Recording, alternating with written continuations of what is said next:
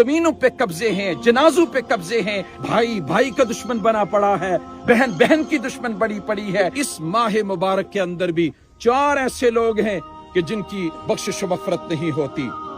वो रोजे रखें, वो तरावी पढ़ें। 4 वो कौन से लोग हैं? सुने, सबसे पहला शख्स हुजूर ने इरशाद फरमाया वो माँ बाप का नाफरमान है। बोले कौन? माँ बाप का नाफरमान फरमाया।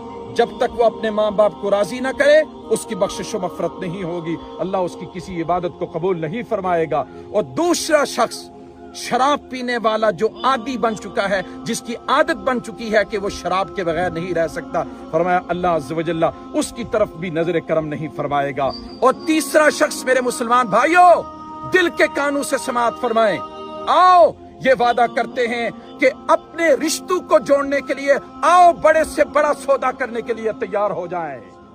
आओ अपने खूनी रिश्तों को मजबूत करने के लिए अपने सीनों को कुशादा करें। 2-2, 4-4 कदम पीछे हो जाओ, अल्लाह आपको बावकार बना देगा। अपनी अना को ज़बा करने की कोशिश करें। इस माह मुबारक की आमद से पहले अपनी जिद, अपनी हठदर्मी को खत्म करने की कोशिश करें, अपने सीने कुशादा करें। हुजूर फरमाते इस माह मुबारक में तीसरा शख्स वो है जिसकी बख्शिश व मग़फ़िरत नहीं होगी, जिसकी तरफ अल्लाह अज़्ज़ व जल्ला नजर करम नहीं फरमाएगा। वो शख्स वो है जो खूनी रिश्तों को कमजोर करता है, जो खूनी रिश्तों को कमजोर करता है। अभी देखें आप, आखिरी मिनट जारी हैं, ये सफों के अंदर खड़े हैं, मस्जिदों के अंदर भी लोग नाराज होकर एक दूसरे के साथ खड़े होते हैं।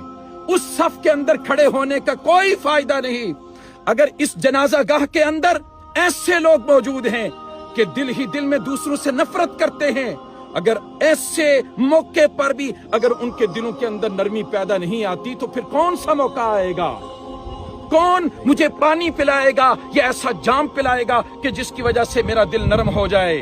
कहां, कौन सा ऐसा वक्त आएगा जब मैं और आपको अपने आप को बेहतर करने की कोशिश करेंगे? चौथा शख्स आका अलैहिस्सलातु वस्सलाम ने इरशाद फरमाया कि जिसके दिल के अंदर दूसरों के लिए कीना, बुग़्ज़, नफरत और इंतकाम है, अल्लाह अज़्ज़ व जल्ला वो शब्बे कदर के अंदर यानी 27वीं शब के अंदर भी सारी रात अल्लाह अज़्ज़ व जल्ला के हुजूर गिड़गिड़ाता रहे।